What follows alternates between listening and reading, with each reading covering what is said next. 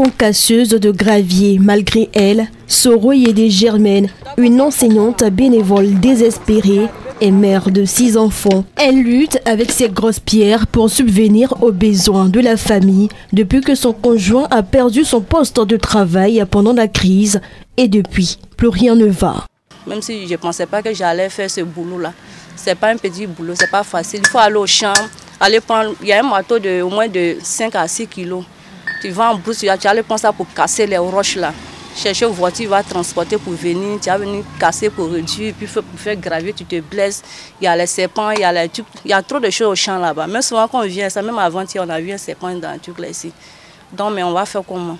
Petit à petit, cette activité devient une passion. N'ayant pas les moyens de s'offrir une machine pour la moderniser, elle fait appel à une main-d'œuvre.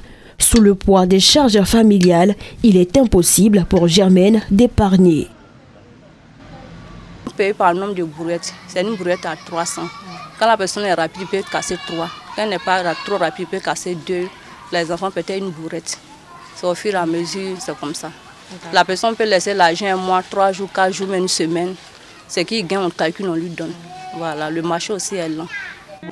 Cela fait 22 ans que Dame Soro attend son intégration. Elle sollicite l'aide de l'État de Côte d'Ivoire. On prie Dieu pour que nous soyons intégrés à la fonction publique cette année même. Sinon vraiment, les enseignants volontaires au milieu de la Côte d'Ivoire, on souffre. La première fois qu'elle a été intégrée, la deuxième fois qu'elle a été intégrée, nous sommes la 3e. Depuis là, on est là, on comprend. Au moins quand on partait à l'école, même pendant la crise, même là, tu t'en mets, tu ne déjeunes pas. Elle me dit, mais c'est que tu as moyen, tu ne sais même pas. On tire les coups de fil. On veut aider nos frères, nos soeurs qui vont à l'école. Mais vraiment, aujourd'hui, il y a des gens, il y a 22 ans, il y en a qui travaillent aujourd'hui. Mais nous sommes au chômage encore.